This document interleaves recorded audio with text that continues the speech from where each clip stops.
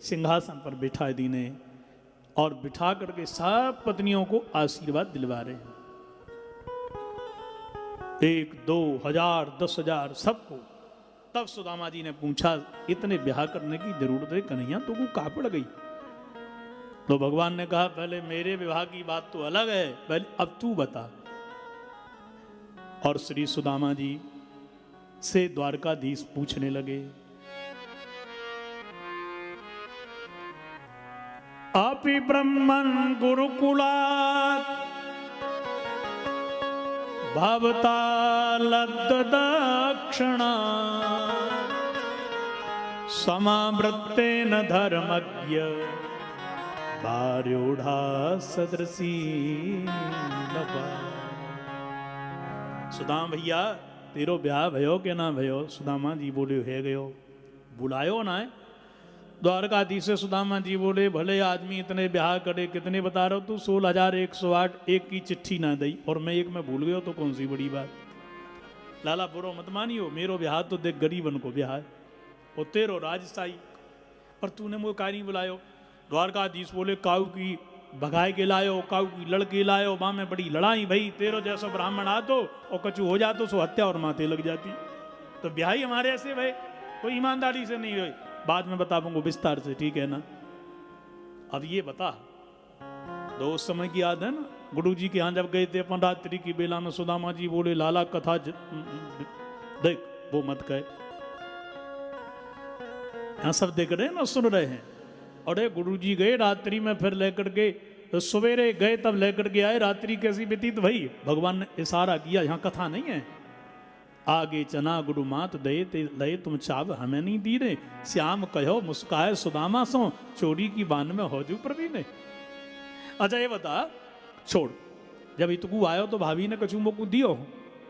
अब सुदामा जी तो था, इतनी बढ़िया बढ़िया सिल्क की साड़ी पहन कर गीजा की घरवाली बैठी है, सोने का माल है, चमक रहा है, पुराने वस्त्रन में, और वो टूटे चावल सब देखेंगे तो हंसी होगी।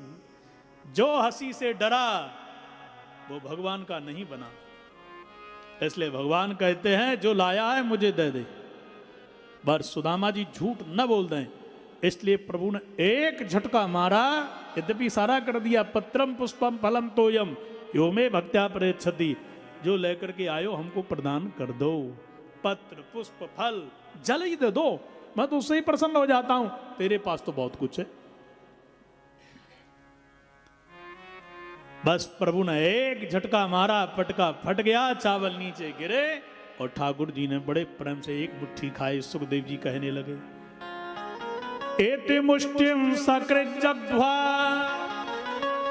द्वितीयाम जग्धुमाददे, ताव श्रीर जग्रहे हस्तम तत्परा परमेष्ठिना।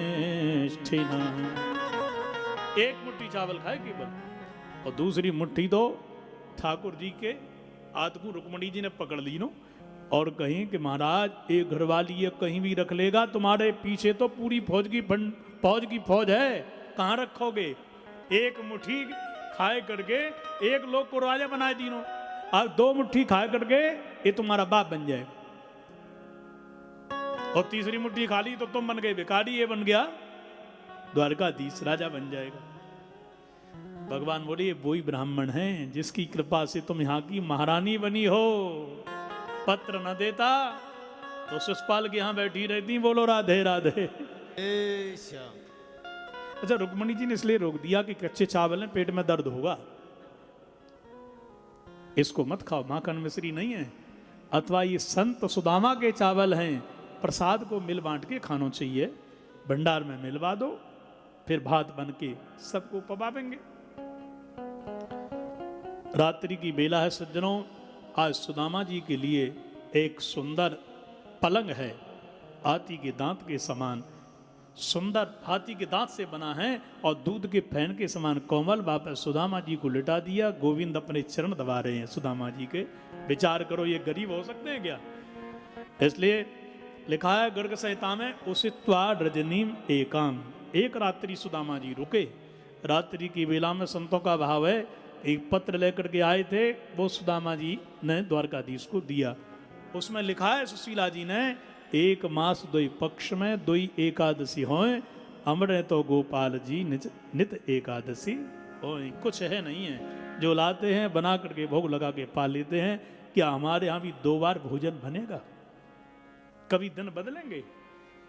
प्रभु ने कृपा की कलम से सुदामा जी के भाग्य को ही बदल दिया और लिख दिया, होनी थी सो हो गई, अब ऐसी ना होय, भाभी तेरे भवन में नित ही द्वादशी हो।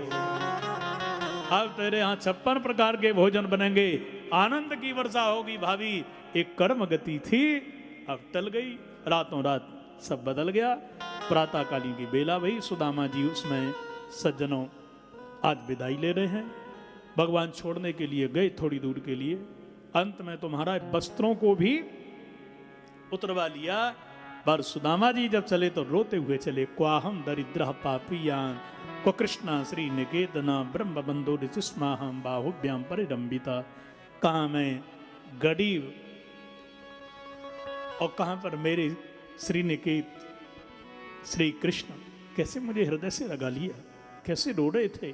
कहते कहते आ गए निकट में, और जब आकर के देखा तब महाराज सुंदर नंगड़ी, अरे पूछत पाड़े फिरे सबसों पर झोपड़ी को कहूं भेद न पायो, ये तो सुंदर नगरी कौन सी है?